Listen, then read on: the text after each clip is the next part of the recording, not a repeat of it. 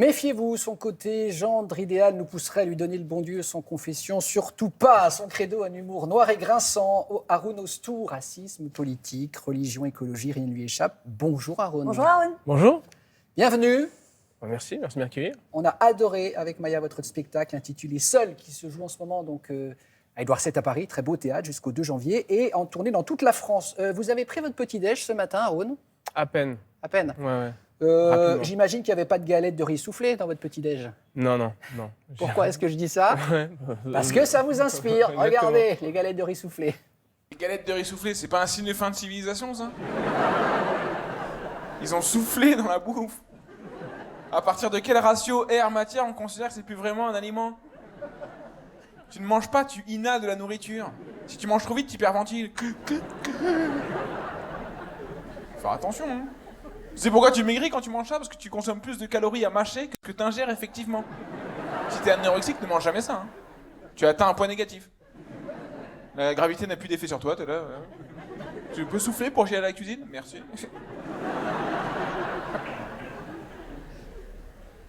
J'ai vu une fille un jour qui mangeait une galette de riz soufflé dans le métro, face à un SDF, c'était bizarre. Ça faisait une scène un peu cynique, une fille qui mange du rien face à quelqu'un qui n'a rien à manger, c'est bizarre. À chaque fois, on se demande comment naît un sketch, Haroun. Dans ce cas-là, la galette de riz. Oh là là, ça naît de notes. Ça Vous naît de prenez. notes, c'est-à-dire... bon, après, la prémisse de ce sketch, c'est le fait de chercher les allergènes. Enfin, je compare la vie de maintenant avec la vie du Moyen-Âge et comment on protège nos enfants. Et maintenant, pour protéger nos enfants, on regarde les allergènes dans les galettes de riz soufflé. Ouais. Et après, j'enchaîne là-dessus. Mais c'est parti de la vie du Moyen-Âge et la vie de maintenant et de la relation avec nos enfants. Donc, ça part de très loin parfois. Et Ouais. puis, ça, en tirant le fil, on arrive sur des espèces d'absurdités comme ça. Ce spectacle, il évoque notre part sombre, notre petit connard intérieur, qu'on a tous, dites-vous. Et vous la matérialisez sur scène, cette part sombre. Vous avez un peu un double maléfique auquel vous faites dire des horreurs. Est-ce qu'il fallait ce filtre-là aussi sur ce moyen scénique pour pouvoir oser des vannes très osées? On parlait de racisme tout à l'heure et d'y aller fort. Oui, en fait, ça part d'une réflexion qui est philosophique, enfin que des philosophes ont traité, c'est qu'est-ce qu'ils pensent en nous? Quelle personne pense en nous? Est-ce qu'on est toujours responsable de nos pensées? Et l'idée du personnage sombre de ce petit connard, c'est les pensées qu'on n'assume pas, qu'on a sans faire exprès, parce que le cheminement de la pensée n'est pas maîtrisé. Et j'avais besoin de ça pour faire d'autres cheminements, d'autres réflexions qui sont un peu plus dures, un peu plus émotionnelles, parce qu'il est plus en colère que mon personnage qui est un peu flegmatique. Oui, bien sûr. Et voilà, donc c'est parti de cette idée-là. Et la part sombre, en effet, me permet d'avoir des choses qui sont plus colériques, quoi. Et on en prend conscience, nous, dans la salle. On se dit bien sûr qu'on a une part, justement, qu'on repousse, mais qu'on a en nous. On vous présente souvent comme l'érudit d'une stand-up, Haroun.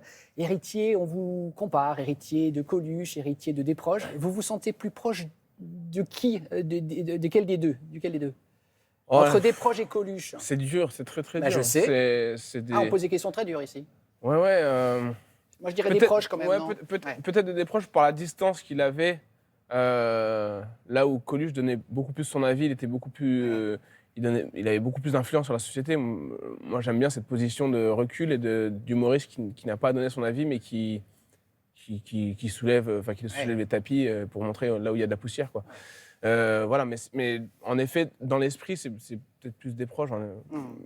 Même si c'est difficile, c'est de génie. Dans ce spectacle, la philosophie vous inspire, vous l'avez dit, les mathématiques, l'histoire, moins la politique. Vous aviez fait un spectacle autour de la présidentielle de 2017, ça vous inspire plus la politique? Parce qu'il y a quand même des candidats ou peut-être futurs possibles candidats qui pourraient vous donner de la matière. Oui, alors...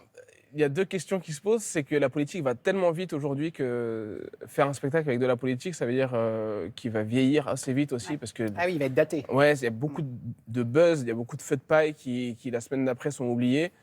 Et puis, c'est tellement... il y a tellement d'informations politiques dans les médias, dans nos sociétés, que j'avais pas envie que les gens viennent au spectacle et qu'ils reprennent encore de l'information politique qu'ils ont déjà énormément par ailleurs. Donc j'ai voulu faire un spectacle qui prenait un peu plus de recul et qui allait peut-être mieux vieillir, même si on est sûr de rien, quoi. Alors vous avez créé il y a 2 ans pasquinade.fr, donc c'est un site, une plateforme de contenu humoristique pour avoir donc accès et soutenir les humoristes, impertinents sans intermédiaire.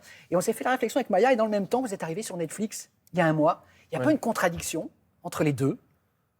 Alors, Non, parce que l'idée d'arriver sur Netflix, c'était d'aller chercher un autre public.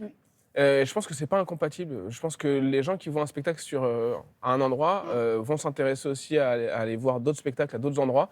Je pense pas qu'il y ait de contradiction. Moi, je voulais aussi aller chercher plus largement et montrer ce spectacle que j'ai tourné longtemps sur une Donc plateforme. on explique sur Pasquinade, vous mettez vos spectacles précédents gratuits.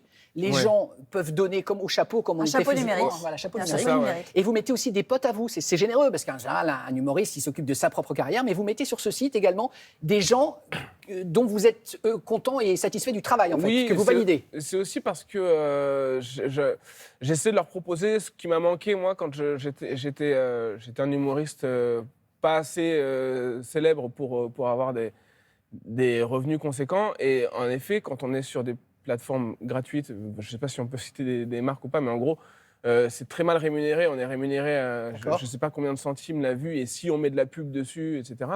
Et là, l'idée, c'était d'avoir quelque chose qui était plus rémunérateur pour eux, et en même temps de créer une sorte comme une coopérative où on attire du monde.